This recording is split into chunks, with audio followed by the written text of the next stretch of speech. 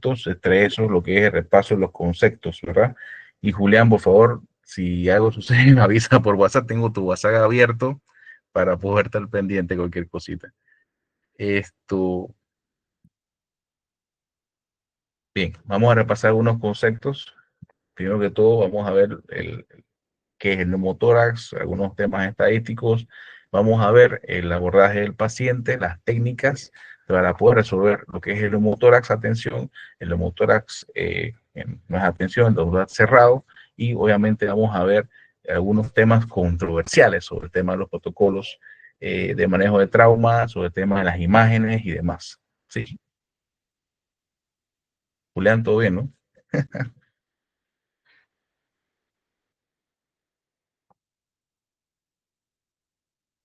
Sí, señor, todo bien hasta ahorita. Excelente. Bien, así vamos por WhatsApp, me mandaron esta imagen y pues sí quise compartirla con ustedes así como estaba.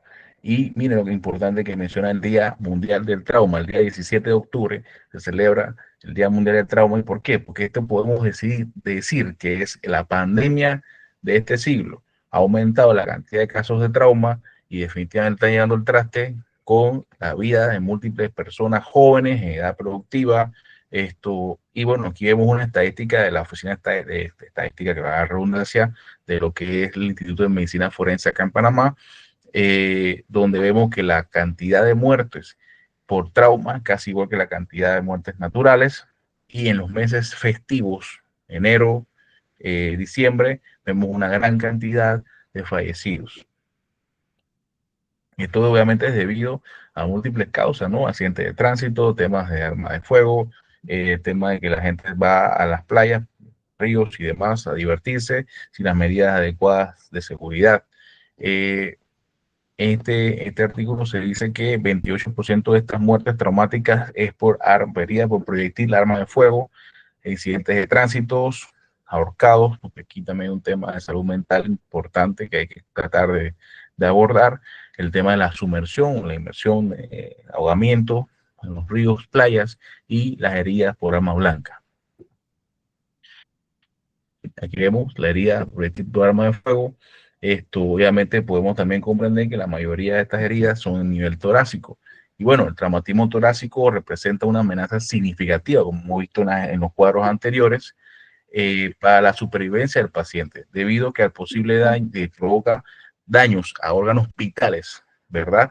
La caja Sí, torácica, qué pena. ¿sí? No se adelantó acá la primera diapositiva. No sé si pronto pues ya tienen presentación, acá no se está adelantando.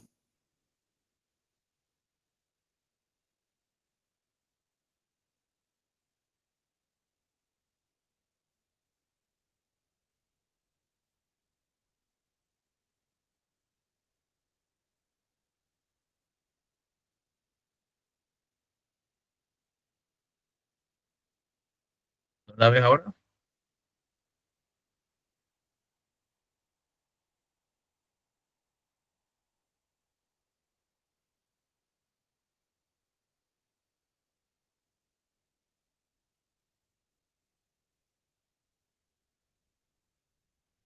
No, todavía no se ha compartido la presentación.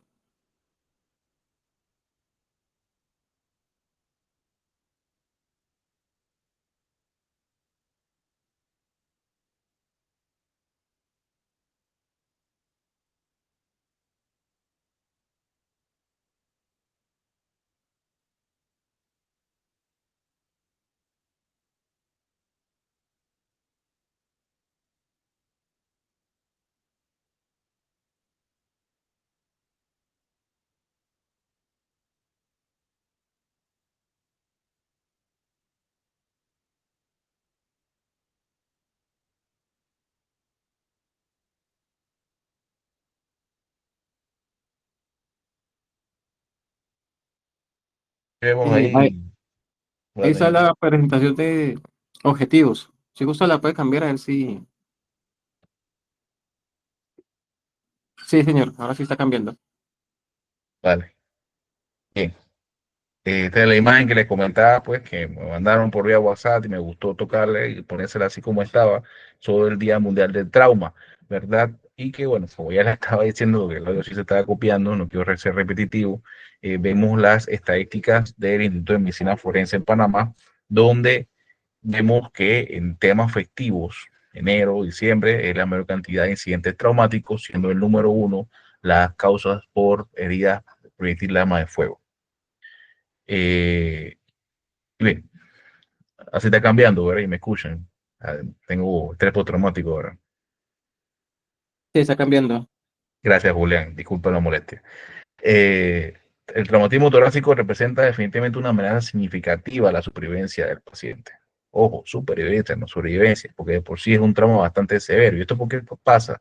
Bueno, la caja torácica es una de las partes más fuertes de lo que es la estructura del esqueleto axial, y esto es debido a que obviamente dentro de ella están los pulmones, los grandes vasos y definitivamente el corazón, órganos vitales nuestros, como ya sabemos.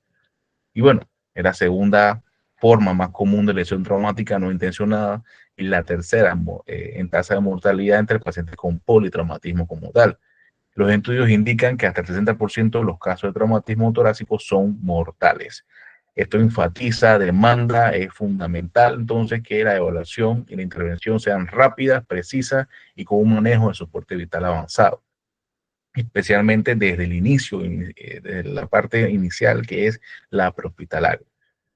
Y bueno, por concepto, como ya conocemos, es la entrada de aire o gas al espacio pleural. El espacio pleural está conformado por un espacio virtual entre las dos pleuras, tanto la parietal como la visceral. La visceral está pegada al pulmón y ahí se acumula el aire, gas o sangre, líquido, incluso también en los casos como por ejemplo los derrames pleurales, y esto va comprimiendo la estructura pulmonar para que se colapse, ¿verdad? Esto impide la correcta ventilación. Bueno, como vimos, entra a la cavidad torácica, colapsa el pulmón, el mediastino va desplazando hacia el lado opuesto, reduciendo lo que es el retorno venoso, porque comprime las estructuras que alimentan el corazón, ¿verdad? Venas, en este caso pulmonares, y entonces disminuye el gasto cardíaco, provocando el shock obstructivo. Recordar los principales tipos de shock, entre eso está el obstructivo. Y esto provoca un fallo multisistémico o multiorgánico, pues, llevando, si no se corrige de manera inmediata, la muerte del paciente. ¿Ven? Aquí vemos la salida de aire por un pulmón lesionado. Por la vía aérea normal sale el aire hacia la cavidad pleural, o por una cavidad torácica rota ingresa el aire de la parte ambiental, desplazando entonces las estructuras principales del mediastino, lo que es aorta, vena cava, corazón, hacia el lado contrario y comprimiendo posteriormente el otro pulmón. Y bueno, el manejo propietario de un neumotórax, que es el objetivo de la ponencia de hoy, es crucial para evitar complicaciones y mejorar el pronóstico del paciente hasta que pueda llegar a un centro médico adecuado. Es decir, que nuestras ambulancias, nuestro personal deben estar 100% pues, preparados, con las capacidades poder instaladas, con equipos adecuados para poder responder entonces a las diferentes emergencias traumáticas, pero especialmente el neumotórax. Y ahora vamos a ver más adelante por qué hablo sobre los equipos adecuados. Y bueno, eh, también comprendiendo un poco la presión pleural, es la que se crea en este espacio que le comenté entre ambas pleuras, y que en condiciones normales, para que la ventilación se dé de manera adecuada, esta presión es negativa, ¿verdad? Hace una especie de efecto sifón, donde al comienzo de la inspiración, en una presión pleural normal, es de menos 5 centímetros de agua. Entonces, ese es el grado de succión preciso para poder mantener los pulmones estructuralmente sin colapsarse en reposo. Mediante la inspiración normal, esta presión pues, disminuye aún más, provocando que la expansión de la caja torácica, perdón, al expandirse la caja torácica hay mayor presión, y eso hace que la presión sea aún más negativa, que puede llegar hasta menos 9 centímetros de agua. Al ingresar el aire desde el mismo pulmón roto o desde la cavidad torácica, esta mecánica de la ventilación se rompe totalmente, aumentando, metiendo presiones positivas, entonces no se da la mecánica de la ventilación. A medida que este shock, que ya dijimos que es obstructivo, va avanzando, los síntomas se agravan, ¿verdad? Entonces provocando hipotensión, definitivamente la hipotensión. eh, ¿Me escucha, Julián, no? Sí, señor. Sí, que me escribió una compañera, Areli, ¿cómo estás? La hipotensión, pues que esto se provoca por la disminución del gasto cardíaco, por la compresión de las estructuras mediastinales, reduciendo la presión sistémica, la taquicardia, que es una manera, una herramienta fisiológica de poder compensar la disminución de ese volumen, porque al disminuir el gasto cardíaco, los receptores que están, bueno, los vasoreceptores que están en el callado de la aorta, piensan de que hay una hipovolemia. Entonces, lo que hace es aumentar la frecuencia cardíaca. Y esto, bueno, no es efectivo. Entonces, la cianosis es porque obviamente al haber TTC de procesos anteriores va a haber una hipoxia severa, además que por sí la ventilación está, la mecánica de la ventilación está comprometida por los cambios en las presiones intrapleurales. Entonces, obviamente, esto provoca hipoxia. Y obviamente alteraciones metabólicas, ya que al haber falta de oxígeno, al haber una disminución del gasto cardíaco, hay una acidosis metabólica y una disfunción orgánica. Eh, que, como ya sabemos, la acidosis es parte de lo que antes se llamaba la triada de la muerte, ahora hablan de los pilares de la muerte, porque agregaron uno más, pero ya no es triada. La acidosis metabólica es parte de ese top de casos o digamos procesos metabólicos irreversibles de la muerte. Y bueno, hablando algo pues rápido, lo que es la clasificación, podemos ver lo que hay neumotórax espontáneos, neumotórax adquiridos. Esto, principalmente los neumotórax espontáneos se ven en los casos con lesiones estructurales, como por ejemplo las bulas enfisematosas. Bulas enfisematosas es una lesión que se ve más que nada en los pacientes, es más frecuente en los pacientes con enfermedad pulmonar obstructiva crónica, con tabaquismo o con exposición a gases recurrentemente. Ejemplo muy frecuente en esta práctica, personal, compañeros del Benemérito Cuerpo acá en Panamá, de bomberos. Los bomberos que a veces no usan los equipos adecuados, ellos fueron provocando, teniendo lesiones a nivel pulmonar, y la bula enfisematosa es una de estas, ¿verdad? Y bueno, el que nos vamos a basar más que nada es el neumotórax adquirido, especialmente el traumático, que puede ser abierto o cerrado, depende de cuál sea la situación traumática del paciente. Y bueno, más que nada el adquirido es el iatrogénico, que por error médico durante un procedimiento o una terapia, por ejemplo, más que nada la colocación del CVC, catéter venoso central, esto pues lesiona en la pleura, provocando lo que es la entrada del aire a la cavidad pleural y provocando el neumotórax. Pero vamos a focalizarnos en el traumático abierto y cerrado, que es el que más frecuente es. Hay otras clasificaciones y las pongo aquí para que vean lo difícil que es, eh, digamos, comprender algunas cosas a nivel propietalario, porque si vemos esta clasificación según el tamaño, el volumen de la cantidad de aire que ingresa a la cavidad pleural, se ve solamente por rayos X, ¿verdad? Entonces, ¿cómo yo llevo un rayo X a la ambulancia? ¿Cómo yo llevo este estudio para poder saber el grado de neumotórax o confirmar el diagnóstico de neumotórax? Pues ahora vamos a ver y hablar un poquito de esto, ¿verdad? Entonces, bueno, sí, puede ser mínimo, moderado, extenso, total, depende del porcentaje de lesión que tenga. Y bueno, como ya vimos, la clasificación de un neumotórax según la causa, espontáneo, traumático y iatrogénico. Bien, importante sobre el abordaje. El abordaje del paciente que puede, miren lo que estoy diciendo, puede sufrir neumotórax. Hay que tener entonces un poquito de entendimiento de algo importante, que es la física del trauma. Antiguamente llamada cinemática del trauma, ahora hablamos de física del trauma porque el cuerpo humano, los órganos se exponen a las fuerzas eh, del ambiente que son medidas por la física. Entonces, si comprendemos que el paciente que sufre una colisión vehicular, que se toca su tórax contra lo que es el volante, el timón del vehículo, este paciente muy probablemente va a tener un neumotórax, ¿verdad? Entonces, ¿pero qué sucede aquí? Que tener comprensión de la física del trauma, pero, y también obviamente que es una buena evaluación médica, una buena evaluación clínica del paciente. Sin embargo, ahora vamos a ver algo interesante. Les voy a comentar que, bien, como ya conocemos, este es el protocolo de manejo de trauma más aceptado, ¿verdad? A nivel internacional, en la parte propietaria civil.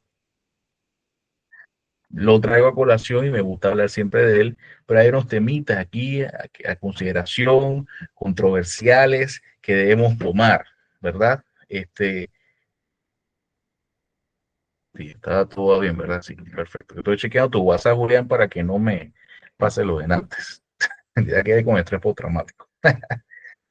Bien, primero que vamos a ver es la escena segura. Sin embargo, hay unos temitas que vamos a tocar. Y estos que estamos viendo ahora son temas que múltiples artículos europeos incluso estamos viendo que ellos proponen, y me incluyo, me sumo a la iniciativa, proponer actualizar un poquito el protocolo.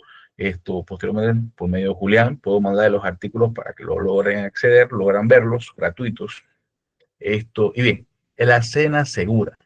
La cena segura, pero ¿cómo vamos a asegurar esa cena? Y bueno, aquí les pongo 3 siglas: SCI, Sistema de Comando de Incidentes. Bien, el sistema de comando de incidentes es un sistema muy utilizado por múltiples instituciones de emergencia y seguridad. Te ayuda a gestionar, a administrar la emergencia, la situación, por mínima que sea, digamos, 2 colisiones de 2 vehículos o masiva. Ejemplo, un incidente de víctimas múltiples por 3 buses, 4 buses que se hayan colisionado. Entonces, ¿qué te va a ayudar el SCI? Te va a ayudar a gestionar los recursos de manera adecuada, a administrar la situación de manera adecuada, de lograr evacuar a los pacientes de manera efectiva, ¿verdad? Donde vas a poder brindar al paciente la clasificación más adecuada, o sea, el triaje más adecuado, ¿verdad? Y vas a poder hacerlo todo de manera segura, sin poner en compromiso la seguridad de nuestro propio personal respondiente. Entonces, eso es uno de los temas que se quiere tratar de ver, incluir esto. Oye, ¿cómo vamos a asegurar la escena? No solamente diciendo que la escena es segura, haga un perímetro, sí, eso es parte de, pero también vamos a administrar los recursos. Bien, el segundo paso, obviamente, pues ver el estado de alerta del paciente, si responde, si no responde, si tiene pulso o no tiene pulso, inmediatamente se interrumpe. Si no tiene pulso, comenzamos a dar RCP con lo que ya conocemos, circulación, aire, breath, y la desfibrilación en cualquiera de los momentos si es necesaria. Y bien, hago un énfasis en la X. Normalmente ahora mismo he aceptado la X como el control de la hemorragia exsanguinante. Sin embargo, mire lo que estoy agregando aquí. Otros autores están planteando, sí, la hemorragia exsanguinante, pero también es la resolución de las causas de muerte inminente, que necesitamos resolverlo de manera de la misma escena, si no el paciente se muere. Entre eso, obviamente, está la hemorragia exsanguinante, que le vamos a colocar un torniquete y vamos a comprimir el área, vamos a hacer lo que es el control de la hemorragia, pero también está el neumotorax a tensión, la obstrucción de vía aérea por cuerpo extraño, ya sea traumática o no traumática, y obviamente el taponamiento cardíaco. Checklist a Julián, ahí tienen que apuntar los temas interesantes que podemos tocar posteriormente. El tema de lo que es qué podemos mejorar, qué otros colegas están tratando de ver con el tema de trauma y decir X no solamente es sangrado, también las causas que el paciente puede fallecer sí o sí si no lo corregimos. Luego pasamos, obviamente, como ya conocen, a lo que es la A, que es la aseguración el aseguramiento de la vía aérea, de la vía respiratoria, como dicen algunos colegas. Si el paciente respira, pues perfecto, todo chévere. Igual aseguramos la vía con unos dispositivos como la orofaringe o la nasofaringe, que personalmente me agrada más porque podemos brindar ventilación o oxigenoterapia por eso, como vamos a ver en el siguiente punto. Si no si no está ventilando, verificamos si hay un cuerpo extraño. Obviamente ya esa maniobra de gancho, eso no se usa. Vemos si está a simple vista, si no, se deja así. Mucho cuidado con el reflejo de vómito, con el reflejo de Bernet. Se nos puede complicar más con una broncoaspiración, y obviamente lo que es la restricción del movimiento cervical ya no es inmovilización, sino restricción del movimiento cervical selectivo con una férula. Antes les comentaba, bueno, antes estaba yo inspirado hablando, les comentaba que otro puntito interesante sería estudiar los criterios de Nexus por este medio para que puedan comprender que ya a todos los pacientes no se les ponen collarín. Es una práctica que normalmente hacíamos. Te chocaste por mínimo que te choque, coge tu collarín cervical, tu férula cervical, y hay criterios para esto. Eh, la B, pues sabemos que es la ventilación, si está respirando de manera adecuada o no. Si está ventilando de una manera adecuada, perfecto, todo está bien. Vemos, valoramos por saturómetro, canógrafo. Lastimosamente no tenemos muchos canógrafos que no sean invasivos. Vemos si podemos brindarle qué tipo de oxinoterapia al paciente. Si no, entonces le brindamos soporte. Soporte, pues obviamente con dispositivos ya serían supraglóticos, ya sería de pronto la misma intubación con tubo endotraqueal, o si hay una lesión masiva, por ejemplo, de tórax, de cuello, perdón, disculpen, podemos incluso valorar la cricotiroidectomía.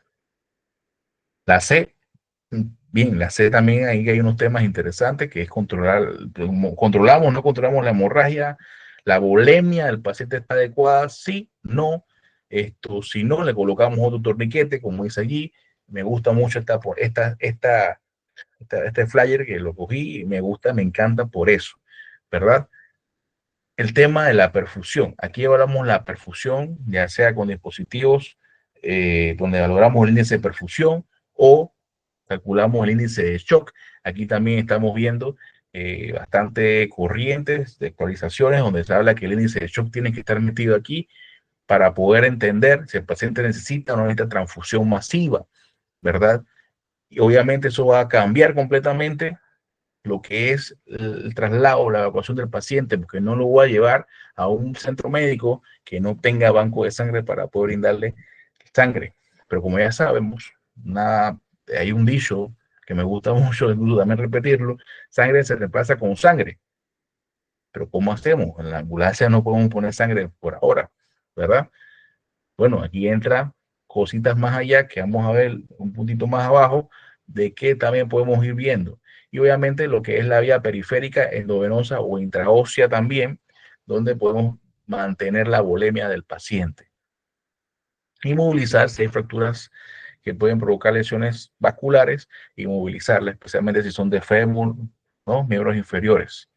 La D, pues valoramos la escala de Glasgow, que bueno, la escala de Glasgow nace para traumatismo craneoencefálico, se ha diversificado para decir una manera bonita en la escala de Glasgow. Sin embargo, podemos valorar con esta escala si el paciente necesita soporte también neuroprotector, no solamente ese soporte ventilatorio porque puede estar oxigenando mal, sino también brindar al paciente que llegue con un cerebro funcional, ¿verdad? De nada vale que lo movilicemos de manera adecuada, hagamos el rescate de manera adecuada si el paciente llega con una muerte encefálica. Y bueno, y la E, pues es interesante y me encanta repito, este flyer porque te habla de exposición ambiental. Muchos colegas solamente ponían control de la hipotermia.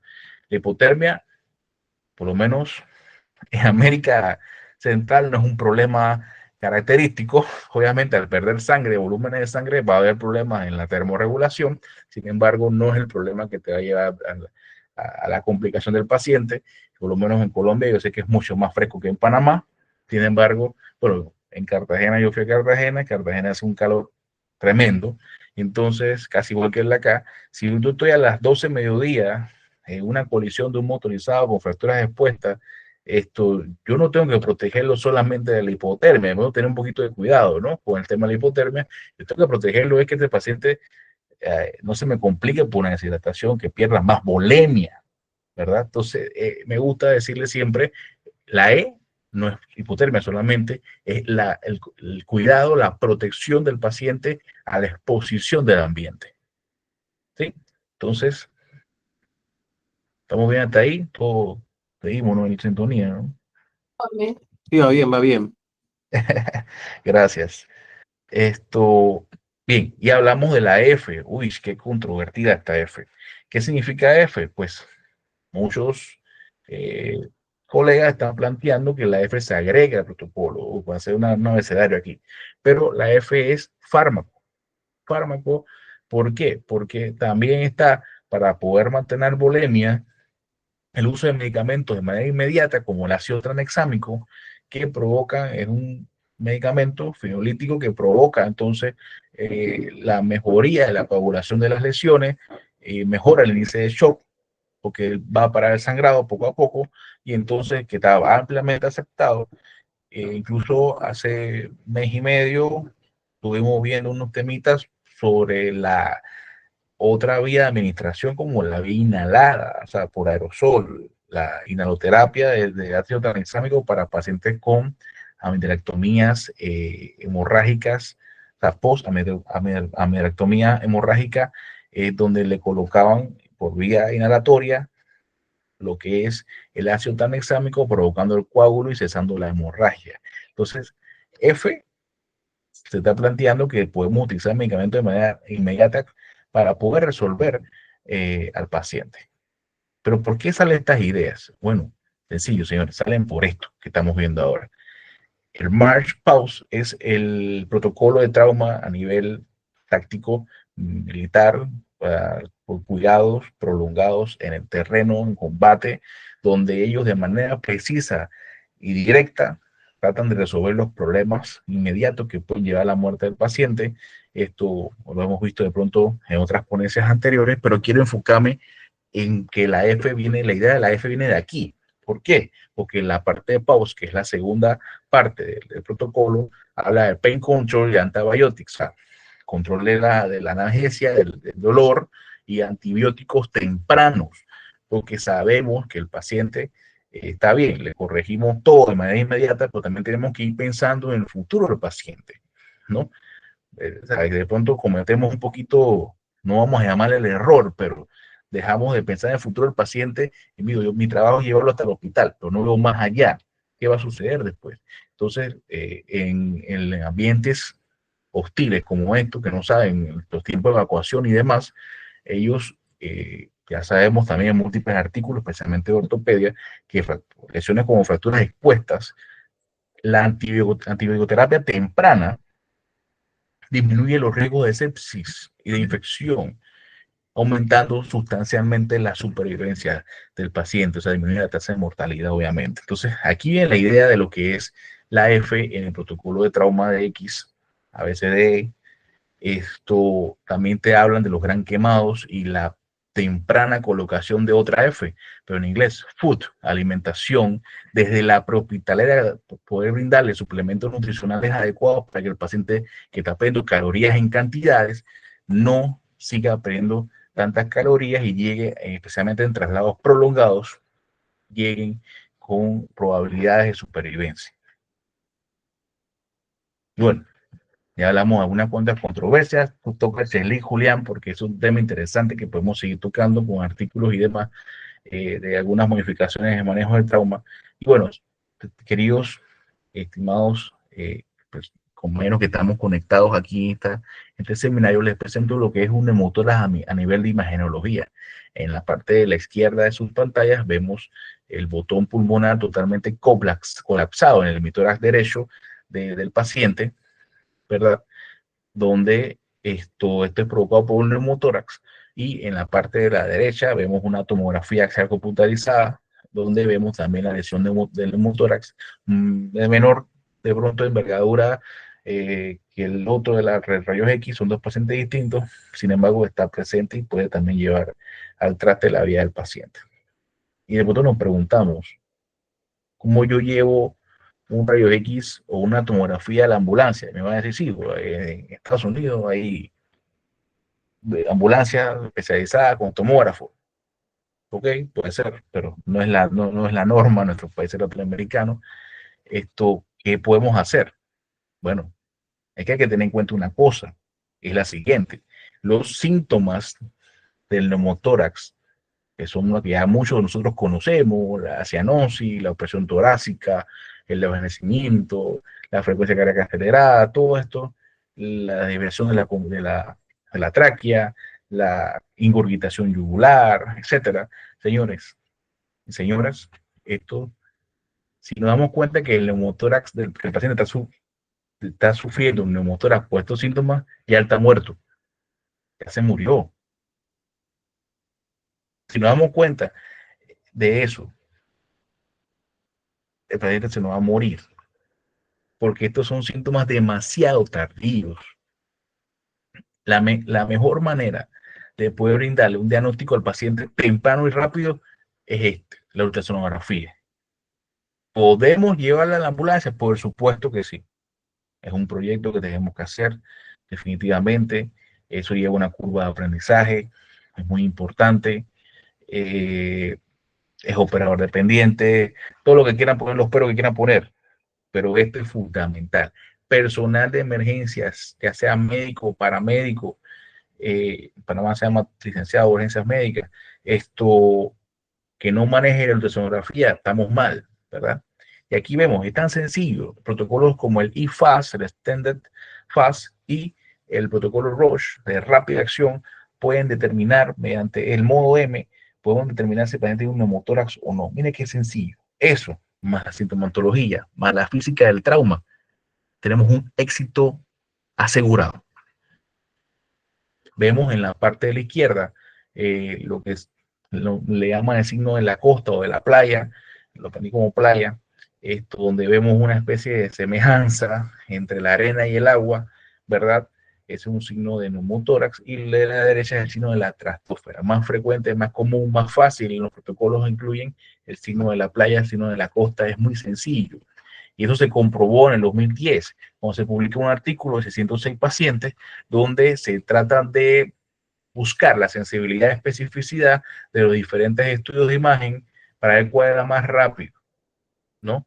Entonces, solamente viendo sensibilidad y especificidad, el ultrasonido del tórax, en cualquiera de los protocolos, se llevó todos los premios, porque vemos que del 86 al 96% de sensibilidad y el 97 hasta el 100% de especificidad tiene ultrasonido versus la rayo X de tórax o otros estudios como la tomografía.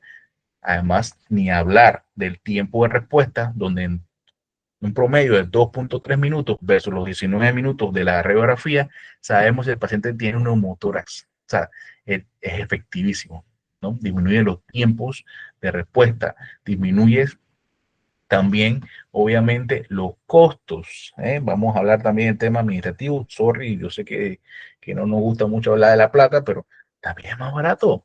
Es más barato. Claro, la única desventaja es que es operador dependiente. Pero ¿cuántos rayos X de tórax no hemos visto que los colegas se le va a ir? Bueno, no ven que es una motora, puede suceder. Entonces, en todos los estudios hay pros y contras, pero obviamente es mucho más beneficioso preparar a nuestro personal, hacerle esa curva de aprendizaje, que sean unos operadores eficientes a la hora de colocar el tomógrafo, y es muy sencillo de colocarlo, sinceramente. Hasta ahí todo bien. Vamos a un videito rápido. Disculpen la hora. Esto, sobre el neumotórax, sobre la ecografía de pulmón. ¿Me confirmas, Julián, si se escucha?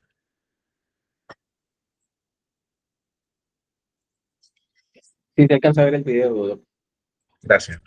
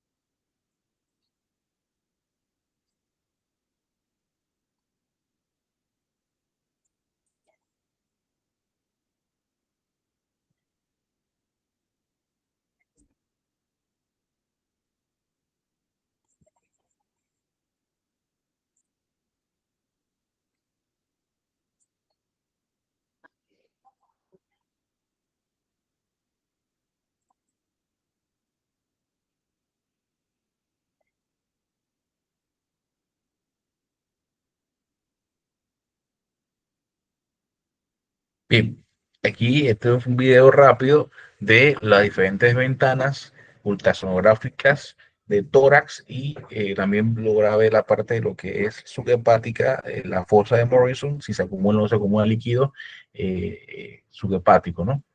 Para que vean es bastante sencillo. Obviamente lleva una curva de aprendizaje muy interesante. Podemos hablar toda la noche sobre las ventajas del ultrasonido e incluso ver también el tema del POCUS, que es otro tema más allá, que también en la prehospitalaria o en los servicios de emergencia va a tener buenos beneficios incluso para diagnosticar shock y demás. Y bueno, vamos a hablar más que nada de las técnicas. Eh, Vamos un rapidito, sé que hemos pasado el tiempo por los temas técnicos. Y bien, el pneumótórax puede ser cerrado o abierto. Si es cerrado, había una, una, algo que decían normalmente, los profesores míos decían, oye, no te compliques, si está cerrado, lo abres, si está abierto, lo cierras. Y bueno, en este caso, el pneumótórax abierto se coloca lo que es estos tipos de dispositivos, son parches torácicos, valvulares o también de ventilación. Y bien, algo interesante, ¿no? Eh, Parches con válvulas versus los parches ventilados. Es una discusión que se hizo en múltiples artículos y bueno, te dicen que las válvulas versus los sellos torácicos con ventilación laminar hacen una comparativa y en conclusión, para ser más rápido, discretamente los sellos torácicos con ventilación laminar eran más eficientes que los valvulares, ¿verdad? Porque aportaban mejor fluctuación a la hora de mejorar lo que es la mecánica de la ventilación torácica, ¿no? Entonces, este es uno de nuestros aliados principales, ¿verdad? Y bueno, hay que cerrarlo, definitivamente. Si no tenemos los parches, no vamos a decir que vamos a dejarlo abierto ahí a que el paciente se descompense. Como siempre hemos visto en los cursos antiguos, no va a pasar de moda la gasita con la parte de las orillas selladas con espadadrapo, ¿verdad? Para poder tratar de mejorar la mecánica ventilatoria del paciente. Y bueno, el motor cerrado, bueno, era abierto, me equivoqué en la diapositiva. Vamos a ver también un pequeño videito rápido sobre la colocación del parche.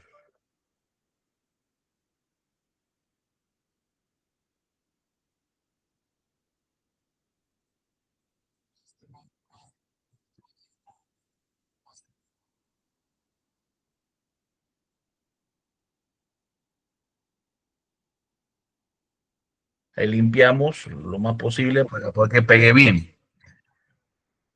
Lo sencillo que es, se abre el parche, se coloca sobre la herida para que la válvula o el sello ventilatorio quede en el medio de la misma lesión, normalmente por arma de fuego o por arma blanca, ¿no?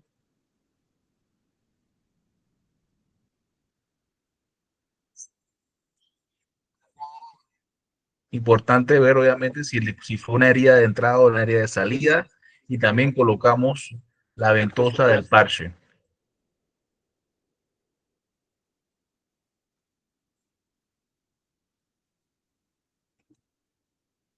Y listo, sellamos la pared torácica, verificamos que no haya escape de aire. Este es el parche con sellos ventilados, un poquito superior, como lo dije, con el sello.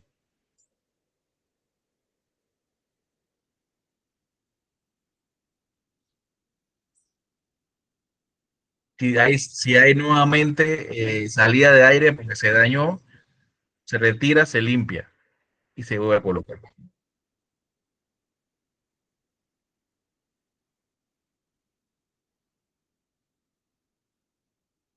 Bien, en esta explicación final vemos que el sello, ya sea por válvula o por sellos ventilados, trata de suplir la piel y la pleura parietal para que se vuelva a restablecer la mecánica y las presiones adecuadas dentro del tórax.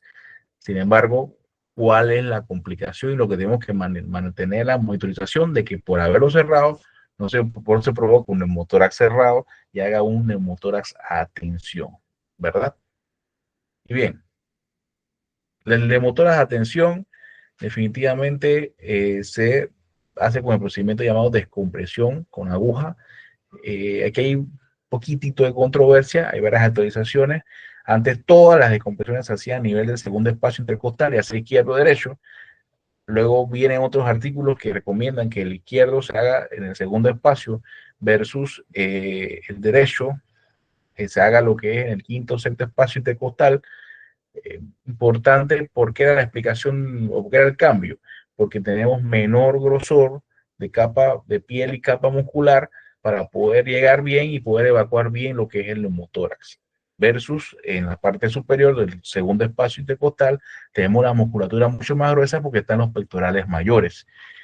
Eh, Luego viene otra actualización donde te recomienda que la parte derecha, el emitor derecho, hagamos la descompresión tal como vemos en la imagen, sin embargo que la izquierda ya no se haga en el segundo espacio intercostal, porque también ahí puede ser que pase vasos grandes como la aorta, sino que lo hagas en el mismo sexto espacio intercostal, pero más línea axilar media, o sea, más posterior, ¿verdad? Eso es la controversia que hay. Pero lo importante es tratar de localizar el lugar adecuado para poder hacer la descompresión. No dudes y hágala. ¿Y cómo la vamos a hacer? Bueno, muchos compañeros que no tienen esto, es una aguja de descompresión, la hacen con catéter, Medicud, catéter endovenoso, como lo digan, varias formas de decirlo. Esto, número 16, número 14, esta es una 14, es bastante grueso, ¿verdad?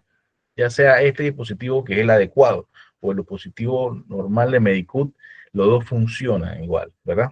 O tienen bastante éxito a funcionar. Y bien, aquí vemos, tratamos de ingresar en el segundo, en este caso está en el segundo espacio intercostal, donde está el espacio que ha provocado el neumotórax, ¿verdad? Y esto va a provocar esto que vamos a ver en la imagen. Importante y muy lindo, ¿eh?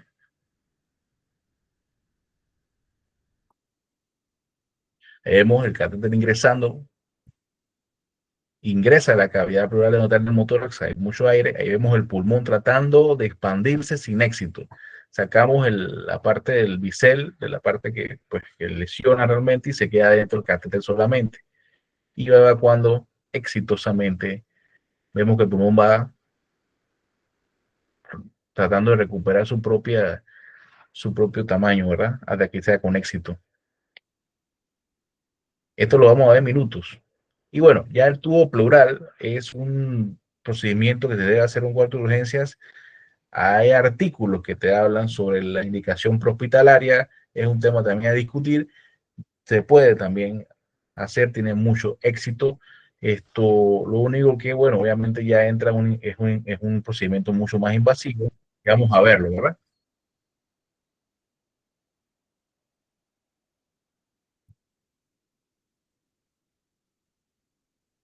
No logramos evacuarlo adecuadamente, falló la descompresión de tórax, pensamos definitivamente en el tubo pleural.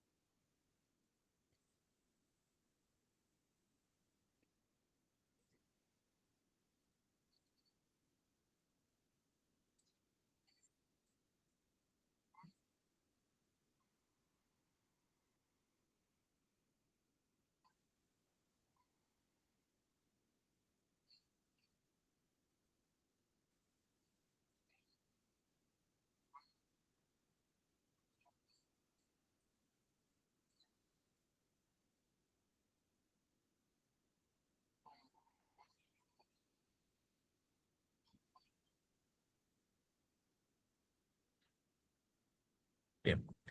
Aquí vemos el tubo, vamos a abrir una incisión, este tubo va a ingresar por el orificio que se colocó y entonces se va a tratar de permeabilizar nuevamente, saliendo el aire que está en la cavidad pleural y entonces el pulmón va a volver a su estado normal, ¿verdad? Obviamente este es el tratamiento definitivo, incluso puede ser, o sea, hace en un momento hospitalario, pero bueno, como vemos hay artículos que comentan, especialmente en el ambiente táctico, que comentan que se puede hacer a nivel prehospitalario.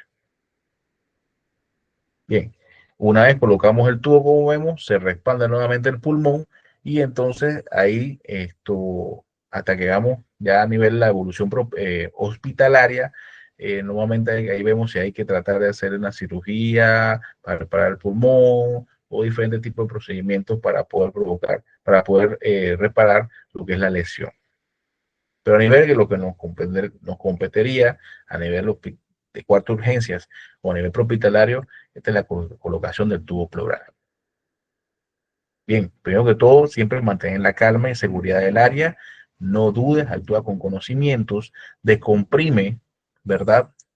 Si el neumotórax es abierto o lo cierras con los parches que ya vimos antes de ventilar. Es decir, por favor, sabemos que se está desaturando, pero el problema principal, como vimos en las X, que lo puede llevar a la muerte inminente es el neumotórax. Entonces, si no descomprimes o sellas el neumotórax, definitivamente el paciente se va a morir. Después piensa en la ventilación, o sea, en la ambú, en la intubación, porque van a demorar demasiado.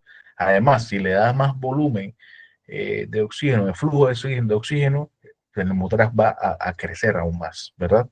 Entonces, muchos errores, muchos colegas cometen el error, comenzar a AMBU y el motor comienza a empeorar.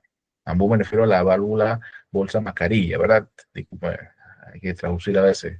Diferentes países le llaman diferente. Mantener siempre la sepsis y la antisepsis en la medida de los posibles.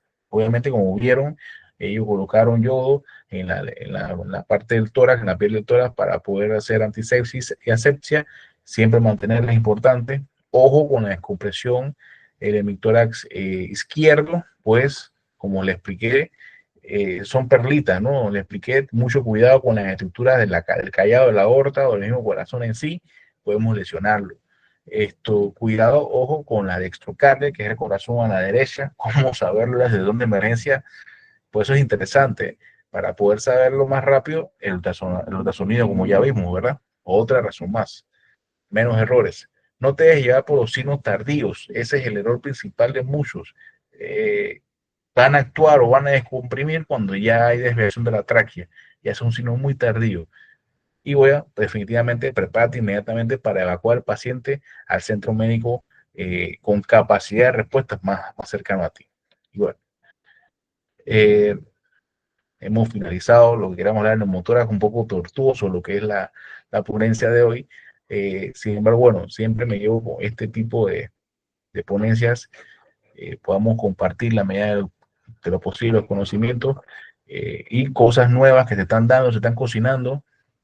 Recuerden que la medicina es dinámica, especialmente la medicina de emergencias y más la medicina de emergencia prehospitalaria es dinámica, va avanzando todos los días algo nuevo. Y bueno, recuerden, ahí está la frasecita que me encanta decirle siempre a los reclutas y demás, recuerda que las buenas intenciones e improvisaciones no salvan vidas, las salvan la preparación, entrenamiento continuo y actualizado con el equipo efectivo. Equipo efectivo, los sonidos, la aguja de compresión adecuada, nuestros parches de sellos, ¿verdad? Porque si no, obviamente, nuestro pacientito es el que va a sufrir. Así que bueno, si no abro, no tengo más nada que decir. Si tienen alguna duda, con mucho gusto. Doctor, muchas gracias por esta presentación. Pues se presentaron ciertas fallitas de tecnología, pero pues son cositas que se van solucionando mediante la actividad. Por aquí hay una pregunta, dice, ¿cómo se hace para evidenciar o cómo se evidencia una hemorragia exsanguinante en un tórax cerrado? Bien, cuando se refiere a hemorragia sanguinante, se refiere a una lesión de grandes vasos, llámese aorta, cuello, puede ser de pronto miembros inferiores. A una hemorragia sangrante se refiere a una hemorragia fuera del cuerpo, ¿no? A nivel intratorácico, Sí puede haber sangrados exsanguinantes que provocan el hemotórax, que es otra patología traumática. Normalmente incluso se ve mucho el hemoneumotórax, es lo más frecuente. De hecho, esto puede identificarlo clínicamente, es casi parecido con el neumotórax. Atención, los datos clínicos son tardíos. Cuando ves hipotensión, ves taquicardia, ves los mismos síntomas del shock, claro, va a ser un shock mixto, obstructivo versus un shock hipovolémico al mismo tiempo, hemorrágico al mismo tiempo. Esto va a ser bien tardío. Aquí volvemos a lo mismo que hemos dicho, lo que hemos recalcado. Por más que suene repetitivo, eso es, le estoy tratando de sembrar la, la semilla, a ver si podemos ver, a mover varias cositas ahí con el tema del ultrasonido. Obviamente, el ultrasonido vamos a ver inmediatamente si el paciente tiene un hemoneumotórax o un neumotórax solamente, un hemotórax solamente. Pero sí, la manera de identificarlo es clínicamente también. Puedes ver que los ruidos pulmonares o murmullo vesicular, como es en algunos países, están totalmente abolidos de ese lado, no vas a escuchar, no vas a ocultarlo, pero bueno, repito, son signos bien tardíos que con un ultrasonido podemos ser más efectivos y reducir los tiempos. Doctor, otra pregunta. Dice, en caso de no tener el parche, ¿cómo podemos tratar la hemorragia en ese momento? Bueno, el parche realmente no es para la hemorragia, el parche es para tratar de compensar las presiones externas ambientales versus las presiones intrapleurales. Es tratar de, es como si estuviese tratando de compensar la pérdida de la piel por la lesión con el parche, ¿verdad? Ahora, si no tenemos el parche, ya sea de válvulas o de sellos, tenemos la opción de lo que es la gasa, como vimos allí, y le colocamos la gasa con el sello, con el espadadrapo, que normalmente como lo hacemos, en las tres caras para poder entonces tratar de compensar, ¿no? Algo muy parecido a lo que hace el parche, ¿no? La válvula unidireccional.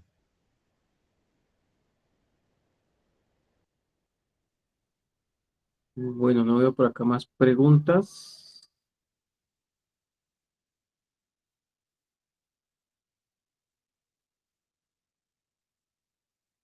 Mm, bueno, están hablando del collar cervical, es lo que es el código Nexus, sí, que digamos es el protocolo actualizado para la valoración, digamos, cervical, ¿sí? Según el traumatismo, si se coloca o no el dispositivo cervical, sí, que ya es el código Nexus.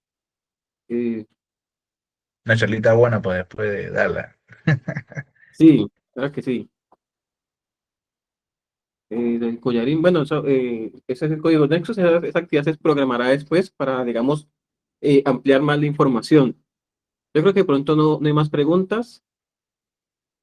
Al momento, y pues agradecerle, doctor, pues por sacar este espacio. Sabemos que está en estos momenticos en en su actividad laboral y sacó ese espacio para compartirnos esta gran información referente a la parte del trauma en tórax, y específicamente lo que es el neumotórax.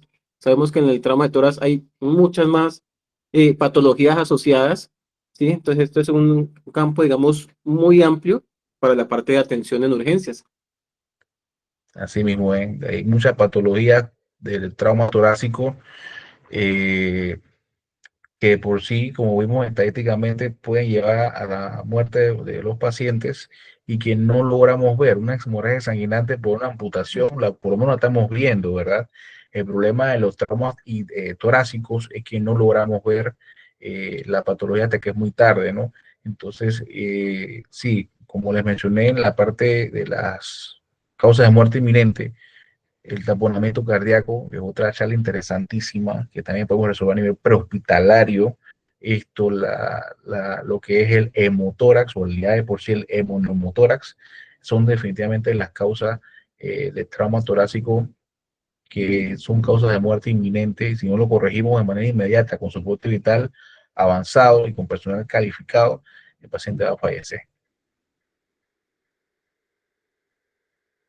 Bueno, sí, son temitas que de pronto se pueden programar para para el proyecto, para reforzar la parte de atención de pacientes en emergencias y urgencias y pues en el entorno prehospitalario. Doctor, pues para no quitarle mucho más tiempo pues de ese espacio que nos brindó, Agradecerle por estar aquí acompañándonos en este seminario virtual de emergencias clínicas en su último día y pues esperando que nos siga acompañando en próximas ocasiones. Gracias, Julián. A la orden, cualquier cosita. Gracias a todos. Bueno, que muchas gracias, que pase un feliz resto de turno y pues para verlo en una próxima ocasión. A todos los participantes también que estuvieron hasta el final de la actividad, estar pendientes de las redes sociales Rescate Norte Cauca en Facebook, Instagram. De igual manera se estará compartiendo los links donde el doctor nos va a compartir el material referente a la ponencia del día de hoy y pues más documentación al respecto. Muchas gracias por estar aquí con nosotros. Pues esperamos que nos sigan y nos apoyen y pues compartan toda esta información con sus instituciones. Que pasen un feliz resto de noche, un feliz resto de turno para las personas que están trabajando. Nos vemos en una próxima ocasión. Recuerden, Rescate Norte Cauca, Facebook, Instagram, para que estén pendientes de las actividades que vamos a programar.